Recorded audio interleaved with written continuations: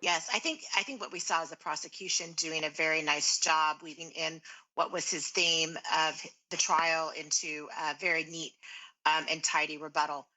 You don't want to spend too much time in a rebuttal. You want to make sure you hit the points that you need to hit, where you think that the defense did the most damage. And what this prosecutor did was really kind of focus in on that, and then tie it up very neatly into pointing out that this particular deputy, Mr. Webster, had his own criminal enterprise. It wasn't the the whole department; it was him.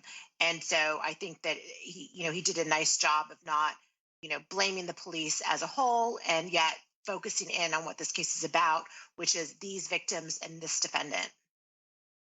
And Mike Korbanik's legal law and crime analyst, your thoughts on this rebuttal from the prosecution? I mean, the next step here, jury's going to get their instructions to deliberate. So, what are your thoughts on this final stage here before that takes place? I happen to like this prosecutor a lot. I think he's very passionate, but doesn't come across as overbearing. He looks like he's telling people, trust me, this is what the evidence shows. I think he did a great E5, job, as Krista pointed E5. out, not really belaboring the Ryan rebuttal. Davis. He got his points through and he moved on, and I think he left on a high note. All right, well, let's hear. There's a clip we want to just play you. This is from Ryan Davis, I believe, the defense. Let's take a listen.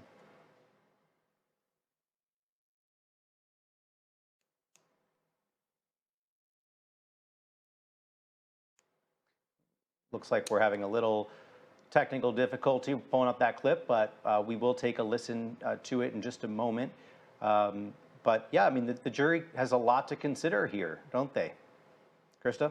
Abs- Oh yeah, absolutely. I think that they've got to look at each individual count. There's a lot of them in this special verdict form that's being presented to them, and it goes to each individual complaining victim.